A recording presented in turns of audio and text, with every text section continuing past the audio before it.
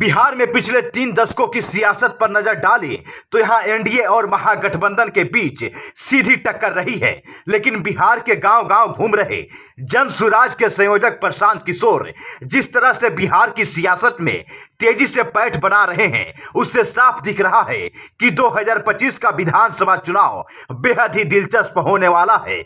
खासकर जितनी भागीदारी उतनी हिस्सेदारी वाले प्रशांत किशोर के फॉर्मूले ने एनडीए गठबंधन और आरजेडी की टेंशन को बढ़ा दिया है। दरअसल में आने वाले इसी 2 अक्टूबर को यानी कि राष्ट्रपिता महात्मा गांधी की जयंती पर बिहार के सियासी पंडितों की नजर टिकी हुई है, क्योंकि पूरे बिहार में घूम घूम कर नए सियासी जागरण का दावा करने वाले जन सुराज पद यात्रा के संयोजक प्रशांत किशोर इसी 2 अक्टूबर को ही अपनी पार्टी की विधिवत घोषणा करने वाले हैं। दावा तो यह भी है कि पार्टी की घोषणा से पहले ही प्रशांत किशोर ने 2025 में होने वाले बिहार विधानसभा चुनाव में जीत हासिल करने के लिए फॉर्मूला भी तैयार कर लिया है। चुनावी इतिहास इस बात का गवाह है कि बिहार की सियासत पर जातियों का गहरा प्रभाव रहा है।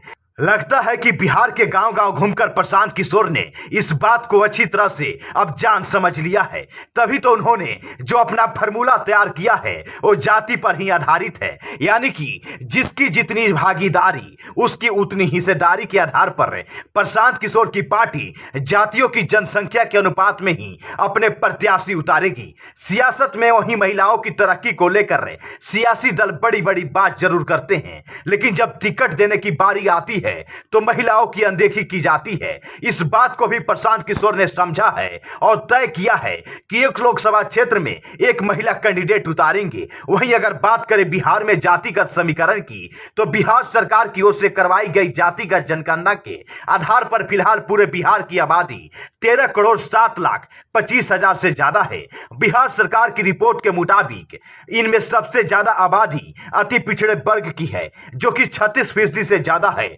वहीं दूसरे नंबर पर 27.12% के साथ अन्य पिछड़ा वर्ग है। तीसरे नंबर पर अनुसूचित जाति, तो चौथे नंबर पर मुस्लिम वर्ग के लोग हैं। वहीं दूसरी तरफ जितनी भागीदारी उतनी हिस्सेदारी वाले प्रशांत किशोर के फॉर्मूले ने बिहार के बड़े सियासी दलों में खलबली मचा रखी है। आरजेडी के प्रदेश अध्यक्ष जगदानंद सिंह को पार्टी के नेताओं कार्यकर्ताओं को लिखा गया चेतावनी भरा खत इस बेचैनी का प्रमाण भी है। दरअसल में बिहार की सियासत में मुस्लिम और यादवों को आरजेडी का कोर वोट बैंक माना जाता है। ऐसे में प्रशांत किशोर के मुस्लिम वाले फॉर्मूले से आरजेडी को अपना सियासी समीकरण ध्वस्त होने का खतरा दिख रहा है। इसीलिए आरजेडी नेता लगातार ये बताने की कोशिश कर रहे हैं कि प्रशांत किशोर तो बीजेपी की बी टीम है।